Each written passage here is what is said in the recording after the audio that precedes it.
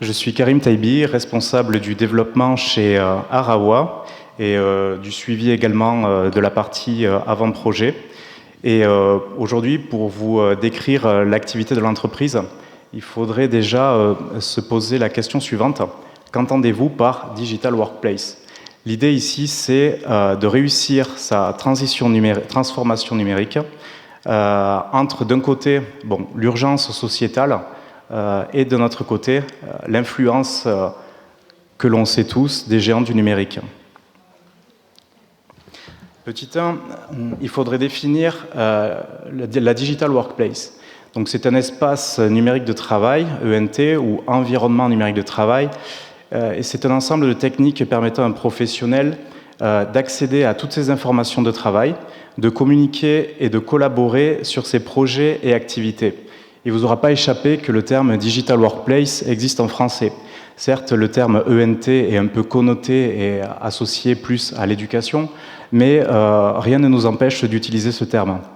L'espace numérique de travail intègre généralement donc un moteur de recherche, une gestion documentaire, un réseau social d'entreprise. Il représente un développement ultérieur de l'intranet et permettant le travail à domicile et le travail flexible dans l'espace et le temps.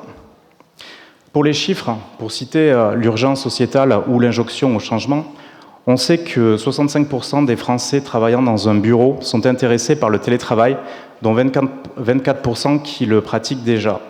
76% de nos clients souhaitent faciliter les échanges transverses avec des entités externes à leur organisme. 15% des budgets totaux annuels informatiques sont issus de la dette technique.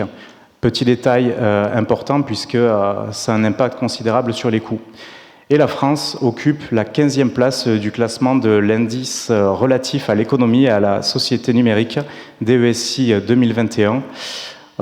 Autant dire qu'on n'est pas très bien placé, mais ces chiffres, ceci dit, sont à relativiser, puisque sur la partie service public numérique, on est un peu plus au-dessus de la moyenne. Les enjeux de l'ENT, c'est d'une part améliorer la communication interne, fluidifier la collaboration, donc en attribuant de l'autonomie aux équipes, optimiser le travail individuel, améliorer la satisfaction des salariés et, par conséquent, améliorer indirectement la satisfaction du citoyen. L'offre visible, les géants du numérique. Face à l'urgence de la transition, donc, nous identifions ou nous mettons en exergue ici 3 principaux biais cognitifs qui poussent à choisir les solutions des géants du numérique. Premièrement, l'engagement et la cohérence. Les choix technologiques, que ce soit operating system, applications logicielles, etc., peuvent être fortement influencés, d'une part par les périodes d'essai gratuites, donc ça c'est la notion d'engagement, c'est des biais psychologiques, et d'autre part les usages durant la scolarité et le temps personnel. On sait tous l'influence importante de Microsoft dès les débuts de l'éducation. Deuxième biais cognitif, le consensus ou la preuve sociale. Les solutions hégémoniques s'ancrent dans le langage populaire. Autant, je ne parle pas ici de Kleenex ou frigo. Simplement, on sait que lorsqu'on veut faire des visioconférences, souvent on va employer le vocabulaire issu des solutions des géants du web, que ce soit pour les éditions de documents en ligne, espaces de stockage. Et ainsi, ça contribue à leurs recommandations et à leur déploiement en masse. Et ce, malgré une sécurité, des fonctionnalités, une éthique de la gestion des données contestable. Et le troisième biais que nous avons identifié, c'est l'autorité. La notoriété et les moyens des géants du numérique ne les prédisposent pas au succès sur de nouveaux segments et ne garantissent pas la continuité des services. Les exemples, l'échec de Google+, pour les réseaux sociaux, Windows Phone, Fire Phone, Amazon, Libra de Facebook. Autant dire que même si c'est rassurant de choisir les solutions des géants du web, c'est pas dit pour autant que vous aurez une qualité de service et une continuité dans le temps. Et les conséquences de ces choix dans la précipitation, c'est des termes, encore une fois, employés de nos amis anglo-saxons. Le vendor lock-in, donc la dépendance de vos SI à l'égard du fournisseur. Le cross-sell, l'accroissement exponentiel des coûts par l'ajout de fonctionnalités mineures. Le upsell, l'augmentation conséquente du coût des licences au fil du temps. Et la data monétisation, un grand enjeu, affaiblissement du champ de décision économique, fonctionnelle, technique et stratégique des sociétés. Pour réussir cette transformation numérique, il y a plusieurs façons d'aborder le sujet. Si, dans la précipitation, vous avez une vision à court terme, l'enjeu numéro 1 est de répondre aux 5 axes de l'ENT que nous avons évoqués plus tôt, afin de satisfaire les usages de son organisation et de ses collaborateurs. Si vous avez une vision à moyen terme, vous allez chercher à vous approprier les solutions technologiques libres développées par des milliers d'experts à travers le monde.